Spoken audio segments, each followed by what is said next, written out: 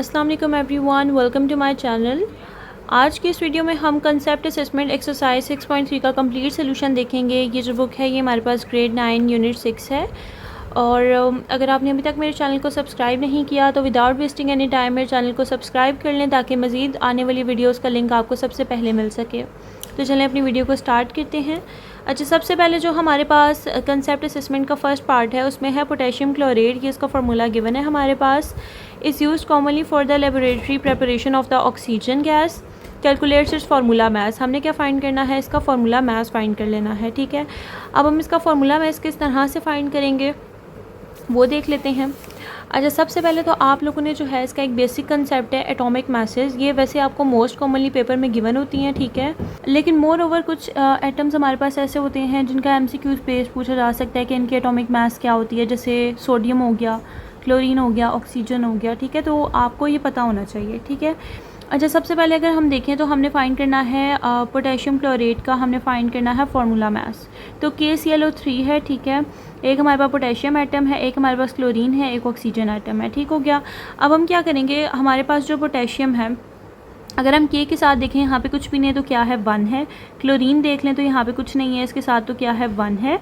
Oxygen की subscript में यानी ये रिप्रेजेंट क्या कर रहा है कि ऑक्सीजन के 3 ऐसे एटम्स हैं जो कि हमारे पास पोटेशियम क्लोराइड मॉलिक्यूल में प्रेजेंट हैं। ठीक है, तो ऑक्सीजन के कितने एटम्स हैं, 3 हैं। अच्छा, ये जो 3 हमारे पास सबस्क्रिप्ट में लिखा होता है ये हमेशा ऑक्सीजन के एटॉमिक मास से या यहाँ पर कोई भी एटॉमिक हमारे पास एटम गिवन है तो उसके साथ हमेशा मल्टीप्लाई होता है। ठीक है, अब पोटेशियम है हमारे पास, इसकी हमारे पास कितनी है एटॉमिक मासेस, 39 है। सिंपल हम क्या लिखेंगे 39। अब हम इसको क्या करेंगे प्लस क्लोरीन है हमारे पास, क्लोरीन की कितनी है एटॉमिक मास 35.5, सिंपली प्लस 35.5 कर लेंगे। इसके बाद हमने प्लस कर देना है ऑक्सीजन की हमारे पास एटॉमिक मास कितनी है 16 है। ये 16 हमारे पास क्या हो गया प्लस हो गया। अच्छा, ये जो इसके साथ सबस्क्रिप्ट में लिखा हुआ है ना ऑक्सीजन के कितने एटम्स हैं 3, ये हमेशा क्या होगा मल्टीप्लाई होंगे। ठीक है, अब आप इन सब को कैलकुलेटर में सॉल्व कर लें तो आपके पास आंसर जो है वो आ जाएगा।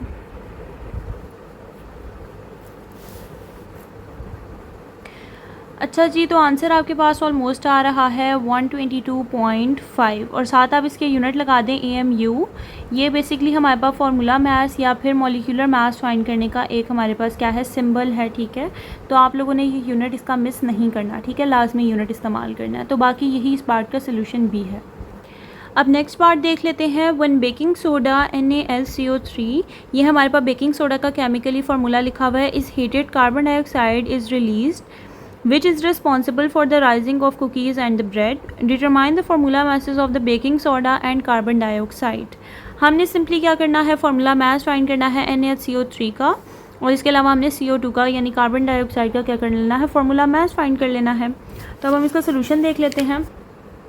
अच्छा, बेकिंग सोडा में सबसे पहले आप देखें कि आपके पास कौन कौन से एटम्स हैं। एक हमारे पास है सोडियम एटम Na, एक हाइड्रोजन है, एक कार्बन है, एक ऑक्सीजन है और उसके अलावा कार्बन डाइऑक्साइड में एक कार्बन है और एक ऑक्सीजन है। अब हम इसका फर्दर सोल्यूशन देख लेते हैं। अगर हम अपनी एटॉमिक मासेस देख लें तो उसमें हमारे पास सोडियम का हमारे पास कितनी एटॉमिक मास है 23। तो सिंपल हम क्या कर लेंगे, यहाँ सोडियम की जगह क्या लिख देंगे इसकी एटॉमिक मास 23 प्लस कर देंगे हाइड्रोजन की कितनी होती है हमारे पास एटॉमिक मास 1 होती है। तो सिंपली प्लस यहाँ पे हम कर देंगे 1, फिर प्लस कर लेते हैं। इसके अलावा अगर हम देख लें कार्बन की तो कार्बन की कितनी है 12 है। इसी तरीके से अगर हम देख लें ऑक्सीजन की तो कितनी है 16 और जो ऑक्सीजन के साथ ये सबस्क्रिप्ट में लिखा हुआ है 3 यानी ऑक्सीजन के इतने एटम इस मॉलिक्यूल में प्रेजेंट हैं तो ये सिंपली मल्टीप्लाई हो जाएगा। तो सिंपल जब आप इस सब को सॉल्व कर लेंगे तो आपके पास सोल्यूशन आ जाएगा। इन सब को ऐड करने के बाद ऑलमोस्ट ये बन जाता है 84 AMU।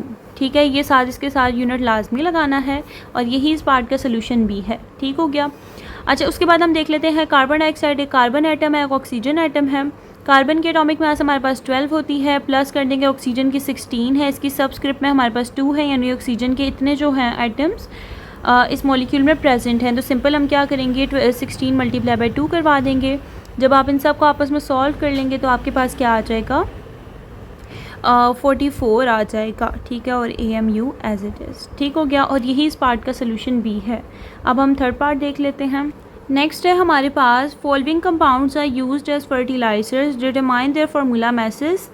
सबसे पहले है हमारे पास यूरिया और इसका हमारे पास केमिकली क्या फार्मूला है NH2 और इसका होल 2CO, और एक दूसरा हमारे पास ammonium nitrate NH4 and NO3। ठीक है, ये दोनों इंपॉर्टेंट पार्ट्स हैं। अब हम इसका फर्दर सोल्यूशन देख लेते हैं। अच्छा, जो सबसे पहला पार्ट है हमारे पास यूरिया, इसमें हम देख लेते हैं। इसमें हमारे पास केमिकली कैसे गिवन है, NH2 है, इसका होल इस तरीके से 2 एंड CO। अच्छा, अब आप लोगों ने इस पार्ट को जो है वो अच्छे से समझना है। सबसे पहले अगर हम देखें तो NH2 यानी इसकी होल हमारे पास 2 है, तो यानी ये जो 2 है वो नाइट्रोजन के साथ भी अलग से है, ठीक है, और हाइड्रोजन के साथ भी अलग से है। ठीक है, तो जब ये 2 नाइट्रोजन के साथ मल्टीप्लाई होगा तो ये क्या बना देगा, N2। ठीक हो गया। और ये जो हाइड्रोजन है इसके साथ जो 2 है, ये 2 और ये 2 जब मल्टीप्लाई होंगे तो फिर क्या बन जाएगा, H4 बन जाएगा। ये 2 मल्टीप्लाई हुए तो 2 2 ज़ा 4 हो गया। उसके बाद हमने क्या लिख दिया, CO लिख दिया। ठीक हो गया। अच्छा, इसके बाद हम लोगों ने क्या करना है, सिंपल आप लोगों ने इनकी एटॉमिक मासेस लिख देनी है। जैसे नाइट्रोजन की हमारे पास कितनी होती है, नाइट्रोजन की हमारे पास एटॉमिक मास होती है जी 14। ठीक है, ये जो 2 हमारे पास सबस्क्रिप्ट में लिखा हुआ है ये क्या हो जाएगा, मल्टीप्लाई। ठीक है, इस तरीके से प्लस ये जो हाइड्रोजन है हमारे पास इसकी एटॉमिक मास 1 होती है। ये जो 4 इसकी सबस्क्रिप्ट में लिखा हुआ है इसको हम सिंपल क्या करेंगे, मल्टीप्लाई कर देंगे, मल्टीप्लाई बाय 4। अब कार्बन है इसकी प्लस कर देंगे एटॉमिक मास, तो कार्बन की जो एटॉमिक मास होती है वो कितनी होती है जी 12। सिंपल हम क्या कर देंगे, प्लस कर देंगे। ऑक्सीजन की कितनी एटॉमिक मास होती है 16। अब जब आप इन सब को सॉल्व कर लेंगे तो फिर आपके पास क्या आ जाएगा, 60 AMU।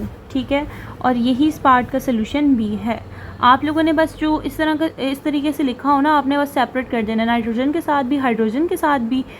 ठीक है, और उसके बाद आपने इनके एटॉमिक मासेस लिख देंगे तो आपके पास आंसर आ जाएगा। अच्छा, जो दूसरा पार्ट है हमारे पास उसको अब हम देख लेते हैं, अमोनियम नाइट्रेट को। इसमें हमारे पास है NH4 NO3। अच्छा, इस पार्ट में आप लोगों ने एक बात समझनी है। ठीक है, अब समझने वाली बात कौन सी है, जैसे अभी हमने ऊपर देखा कि हमारे पास N2 था, अब इसमें भी हम नाइट्रोजन के साथ 2 ही करेंगे। अब हम कह सकते हैं कि इसमें 2 नाइट्रोजन है। अब 2 नाइट्रोजन किस तरह से हैं, अगर आप लोग देखें तो ये एक नाइट्रोजन है हमारे पास और दूसरा ये नाइट्रोजन है। ठीक है, तो नाइट्रोजन ये क्या हो गए, ऐड होंगे तो क्या हो जाएंगे, 2 नाइट्रोजन हो जाएंगे। ठीक है, टोटल इसमें हमारे पास केमिकली फार्मूले में कितने नाइट्रोजन है, 2 है। तो इसलिए हम क्या लिख सकते हैं, इसको N2 लिख सकते हैं, H4 and O3 as it is रहा, ये दोनों एज इट इज़ रहेंगे, बस नाइट्रोजन 2 हो जाएंगे। ठीक है, अब 2 लिखा, नाइट्रोजन हमारे पास कितने थे, इसकी एटॉमिक मास कितनी है, 14 है। ठीक है, मल्टीप्लाई क्यों करवाए, इसकी सबस्क्रिप्ट में था। ठीक है, जो सबस्क्रिप्ट में होता है यानी नाइट्रोजन के 2 एटम है इस मॉलिक्यूल में, तो ये हमेशा मल्टीप्लाई होगा। ठीक है, अब ये 2 मल्टीप्लाई बाय नाइट्रोजन की एटॉमिक मास 14 है, मल्टीप्लाई हो गया। इसके बाद हमने क्या करना है, प्लस हाइड्रोजन की एटॉमिक मास 1 होती है, ये मल्टीप्लाई सबस्क्रिप्ट में जो है 4 मल्टीप्लाई हो गया। इसके बाद हमने क्या करना है, ऑक्सीजन की 16 होती है, मल्टीप्लाई बाय 3 कर देंगे। इन सब को जब आप सॉल्व करेंगे तो सिंपल आपके पास क्या आ जाएगा, 80 AMU आ जाएगा। ठीक है, और यही इस पार्ट का सोल्यूशन भी है। यहाँ पे हमारी concept assessment exercise 6.3 complete solve हो जाती है। उम्मीद करती हूँ कि आपको हर एक पार्ट बहुत अच्छे से समझ आया होगा, लेकिन अगर फिर भी कोई कन्फ्यूजन है तो मुझसे लाजमी कमेंट सेक्शन में पूछेगा, मैं आपको ज़रूर बताऊँगी। बाकी अपनी दुआओं में याद रखें। इंशाल्लाह मिलते हैं नेक्स्ट वीडियो में, तब तक के लिए अल्लाह हाफ़िज़।